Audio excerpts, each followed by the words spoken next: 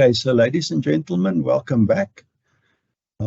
This is now our workshop session, and we've basically planned to have 3 different people present case studies, and then for us to discuss and review. Are you ready and prepared to share your case study with us? Yes, Andres, I am. Okay, can you please proceed?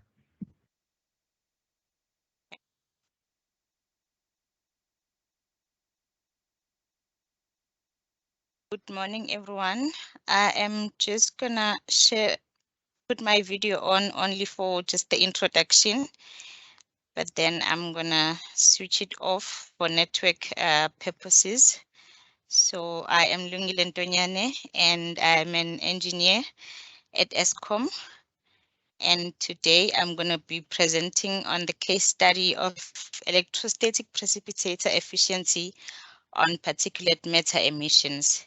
So this is a work in progress. The project is not yet finished. It is still underway. Please let me know if you can see my presentation. We can see your presentation. Okay. You can, there we go. Perfect. Great. So electrostatic precipitators are used in coal-fired power plants. They are actually used to clean the flue gas stream before the flue gas is emitted to the environment. So they play a very big role because there's a limit that is set or a license that is given for every station to say they must not exceed this amount in terms of emissions. So the ESPs, they deal mostly with the particulate matter, which is the small particles that are in the flue gas. The way that they operate is that they use electrical energy to charge the particles in the flue gas, either negatively or positively, and then those particles get attached to the ESPs. In the next slide, you're going to see a picture of the ESP. When I talk about ESP, it's the electrostatic precipitator. It's just an acronym or a short name for it. And they actually have a capability to remove about 99.8% of fly ash when they're operating optimally. But then when your ESP is no longer as efficient as it should, then it tends to remove less dust than it should. So the emissions license for coal power stations states that the daily limit for particulate emissions should not exceed 100 milligrams per nanometer cube. We know there's a big talk about how we are affecting the environment and leading to climate change. It's all because of these emissions. And which is why now more countries are looking at using renewable energy instead of using coal. But we do know that the coal power plants are still going to be here for many years before we can actually convert completely to renewable energy. So the efficiency of the ESP, it depends on a few factors. Some of them include the flue gas conditions, such as the ash resistivity and the dust particle size. Also, the design of the ESP has an impact on its efficiency and how it's being maintained. So if you don't maintain your ESPs properly, they will end up losing their efficiency. And the objectives of the study was to investigate the impact of ESP efficiency on particulate matter emissions, and to also investigate how the flue gas quality affects ESP efficiency. So this is just an overview of a coal-fired boiler operation.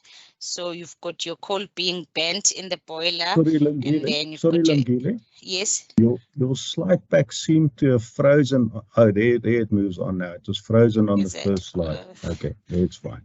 Okay, sorry about that. There is network issues, especially with load shedding. So apologies. And okay, let me just try to put a pointer so that you can be able to see.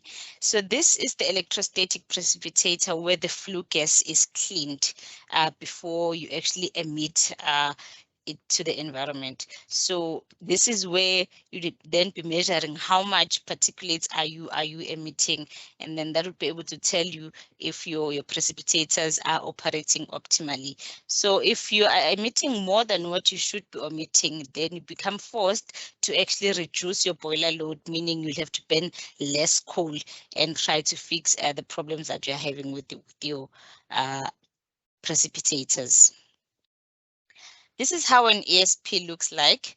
It is these metal plates which are positively charged, and your flue gas will come in, which is it's full of dust particles and all these emissions that you're trying to remove. And then because of this electrical charging, the dust will become attached to the metal plate, and by the time your flue gas leaves the precipitator, it will be much cleaner, and the dust particles are attached here.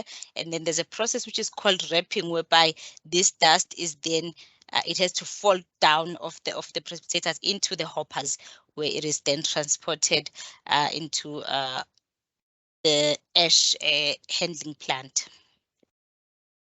So the methodology that I used was the system dynamics methodology of looking at the causal loop diagram, looking at the causality between the different variables and how they impact each other. So what you're looking at here, you have this first loop that looks mainly on the coal quality and how that affects your performance and the particulate matter emissions. So if you've got poor coal quality, your particulate emissions are going to increase, and that will then lead to load losses, meaning the energy that you're going to generate will have to drop and will lead to the problems that we are experiencing now. And this one looks at the maintenance of the ESPs. So the more you maintain your ESPs, the higher the performance, and then the lower the emissions.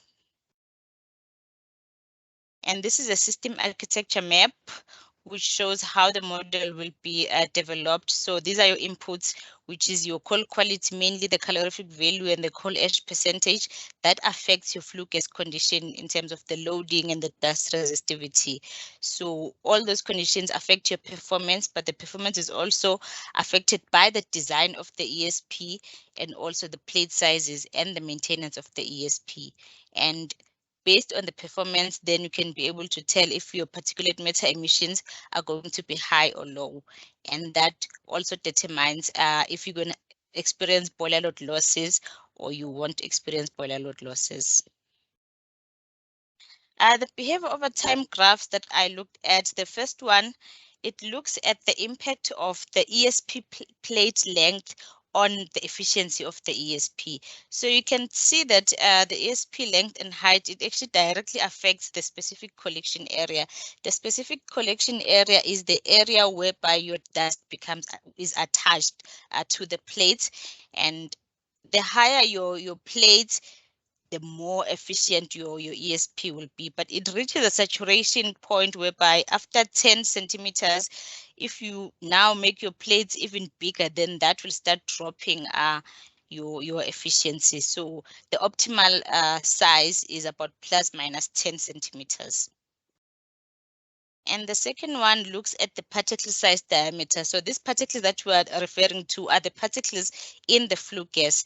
And wrapper on and wrapper on off means the cleaning of your ESP when you are shaking it so that the dust can actually be removed from the ESP.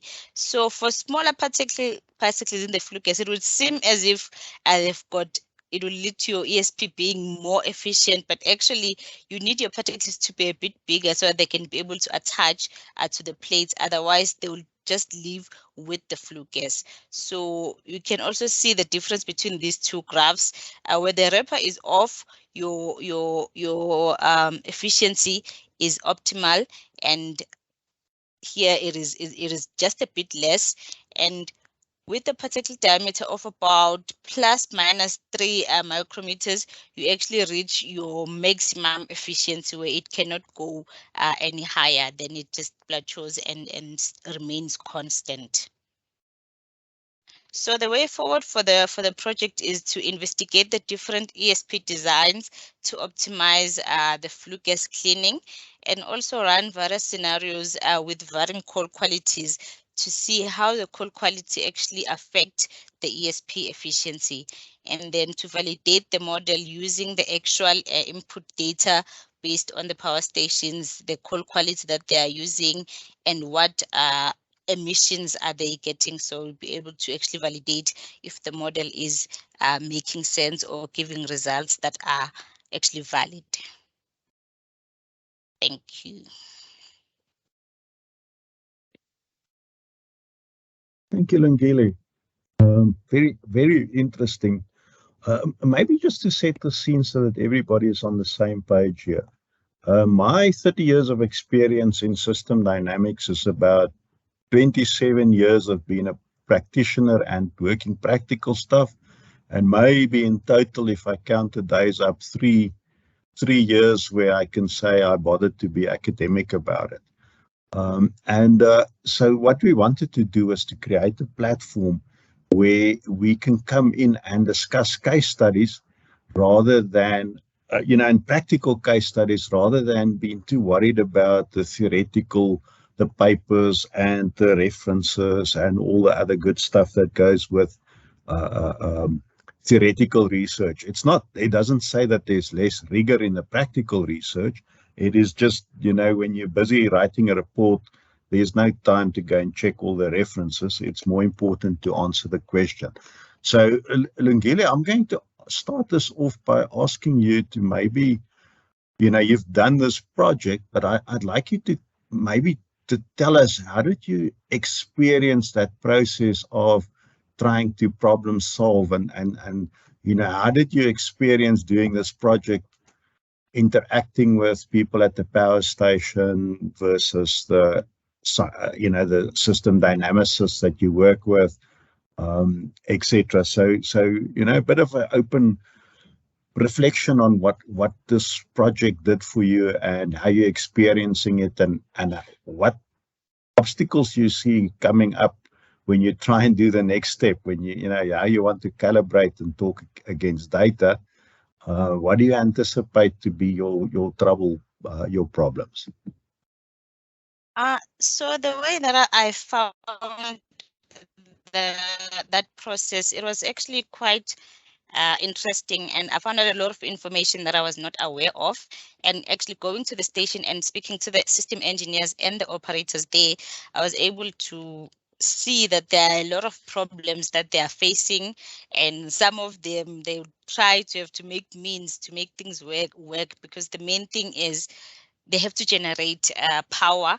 And if there are these problems that are now leading to boiler load losses, it gives them a lot of stress, and they need to know, okay, so when this happens, what must we do? So I learned a lot, and I was able to apply system dynamics, especially with looking at the cause and effect, how everything in a system is interrelated, just starting from the beginning of the quality of coal. And if we were to talk about coal quality, it will be a big discussion, because there's also rumors on social media whereby people are saying, no, we are selling our good quality coal to other countries and we are using poor quality coal.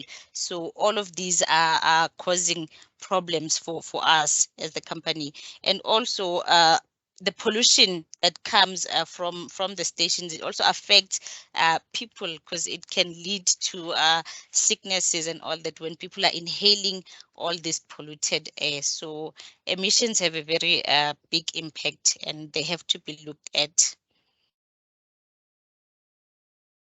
Did you consider talking to the community on their experiences, or did you exclusively focus on the operators and, as you say, the systems engineers that are trying to keep these systems going?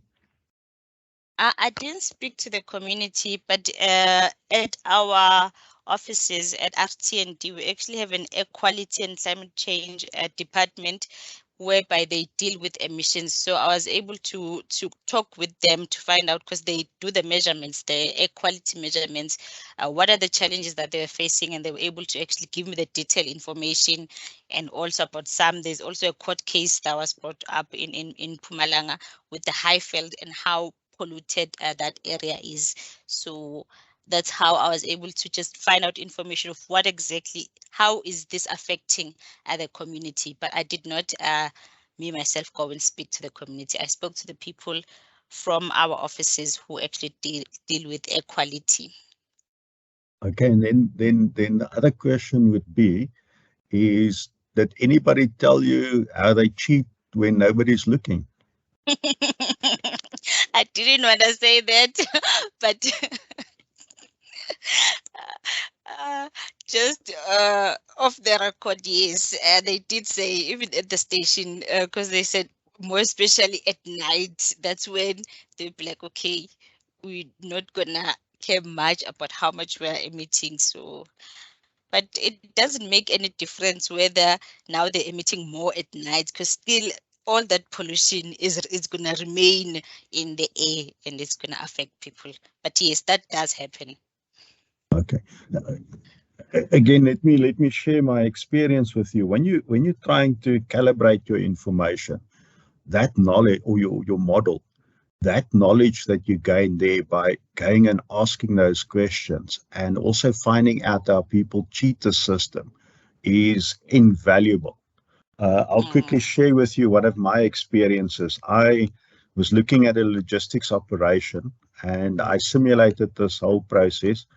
And when I ran my analysis or my calibration process, the lead time that I was experiencing was significantly higher than the lead time that was actually being achieved. So if I looked at the data in my simulation, there was a big discrepancy. But I was pretty certain that my simulation reflected the reality that was presented to me. So the executives explained the process to me, the operational managers explained the process to me, we walked the process, so I was pretty confident I had everything captured. And then I started playing around with my model and seeing if I could replicate this information. And it turned out that I had to implement a cheat to get it to happen. And so I went back to the executives and I said, guys, do you allow changes to this particular policy? And they said, no, we follow that policy to the letter. And I started phoning around, and eventually I got down to the guy who makes the decision 7 o'clock in the morning when there's no executives around. And I said to him, do you follow the policy? And he said, of course I do. And I said, always. He said, always. So I said, okay, what happens if the pawpaw hits the fan and there's trouble? And he turned to me and he said, well, in those cases, I make a small adjustment. So I said, cool, it's all I needed to know. I went back to the board and to the executives, and I basically showed them that by not following their policy to the letter, but rather doing something different, the system was more efficient. And the net result was, in an organization where if you were to transgress the rules, you get fired, the executives turned around to this operator and said to him, thank you for being so efficient. And they made that part of the business approach.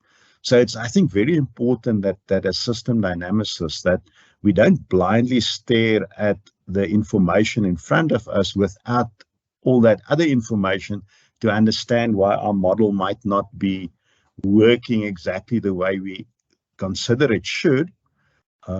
So that's why I think, the practical approach and maybe a first principle simulation design is way more important than trying to match the data from day one. Build the model to reflect the system and then transpose, when you see the output data and you see funnies, try and evaluate your model. What did you not consider? And what potential, as I said, I call it a cheat, but I mean, I know it's not just Eskom. Eskom used to be very well known for doing that with their effluent, their water effluent, which they would also empty at night and not during the day. I see we've got a hand from Tebogo. But first, Lungile, do you want to respond to that, or do we go to Tebogo first? No, I'll just say what you're saying is it's very true, because there are so many things that they have to try just to make a plan, and get things to work. So if I build my model and I try to follow the procedure to the T, it might not give the results that I'm expecting to see. So that advice that you are giving, it's very valuable. Okay, cool. Sorry, I've got two hands, but hang on, let me just, sorry, let me see. So, Tebogo, can you go next, please? Thank you very much. Lungile, I have a question for you. It's like in relation to the stringent legislation that are coming up. I think the particulate matter will be coming down from 150 to 50 in terms of the limits that needs to be met. Do you think ESPs will still be useful going forward, or as an organization we need to look at another form of treatment? That's actually a good one, and I was supposed to mention at the beginning of my presentation that there are two methods that are used for cleaning flue gas. It's the ESPs and the fabric filter bags. So the fabric filter bags are considered to be actually more efficient than the ESPs. It's just that their operation and maintenance is a bit difficult and they are costly. But with the stringent limits that are going to be coming up, it would be very difficult to actually be able to reach them, or to maintain reaching 50 nanomilligram per whatever per day, because with ESPs. So maybe the better method would be to retrofit all the stations that are using ESPs with fabric filter bags, because they actually remove the particulate matter much more efficient than the ESPs, even though it would be a costly situation, but yeah, it will have to be done. You see, again, there's the power of system dynamics. That's for me why we use system dynamics, is you can do a baseline on the electrostatic. You can add what cheats they do to make it work. You can then simulate what change potential there is if you add the bags in, and look at that difference, and then do your cost justification based on that. Just one caveat on those bag filters, they do explode. Again, ask our good friends at Escort. They've had a few of those. Sure. Okay, I'm going to let Leon, you're the next in line for question. So please, over to you. Thank you, Andries. Just two comments. The one in relation to the so-called academic work, I'll just make a comment on that. And then the other thing is maybe just on one of the slides, there's for the work going forward. Maybe just check one of your slides. There was the efficiency versus length of the electrostatic plates, and the units were in meters, and your discussion was in 10 centimeters. So I think that's an inconsistency there. It will influence all of your results there. I mean, 10 centimeters is a lot less than 10 meters. So, I see. That's really practical. And then another comment. I cannot but mention this. In terms of electrostatic precipitation, there was an expert, a serious expert in Eskom, Dr. Walter Schmitz, that did a full PhD on electrostatic precipitation, the work of more than most probably 10 years of work on electrostatic precipitation for his PhD. It is available, and one does not really need to study all of that material, but it gives you a serious background. And also, Dr. Walter Schmitz is still around. He's just my age, so he's still around to be contacted. Just as a comment, that research can be valuable even in practical situations. Thank you. Thank you so much, Prof. Yeah, Leon, I would never disrespect the importance of the theory. It's just when I build models, Andries, I totally know that this was just a sideways joke. No but problem. I think it's also important when we share this information with the bigger community. We also can, you've now identified a potential source for information that you didn't have before, that neither the operators, so that's why the domain experts are so important, because there's the guys who operate it, but there's the people who designed it. And that electrostatic precipitator is based on certain design principles. And what were those? And what Leon is suggesting here is there is experience, not just about the theoretical design, but also the practical side, because I think, Leon, probably a lot of that research went around with the air quality that goes through those precipitators, because the humidity and all those things is going to affect your theoretical design. So, a very important point for next year, guys, if you want to bring your case studies next year, make sure you bring them. And then you get a broader community that maybe knows somebody somewhere who might have done something that can add value to your particular project. So thanks for that input, Leon. And then I just got a number here, 13358. You next. Yeah, sorry, it's me. I'm Cici. I had to change the account because my other account was not able to access the chat. So I just wanted to ask. I have two questions. Well, it's more or less related. The first one is if she's considering the delays, if there is any delays during the process of the electrostatic precipitator, during the maintenance or during the operation, if there are delays on this, and this affecting as well the efficiency and the operation of the general equipment, and also if she's considering what is the relation of the operator, how is the operation going, how affects how the operator is managing the operation. I don't know how to express it right now. So if she's considering the behavior, let's say the behavior of the operator over the efficiency of the ESP.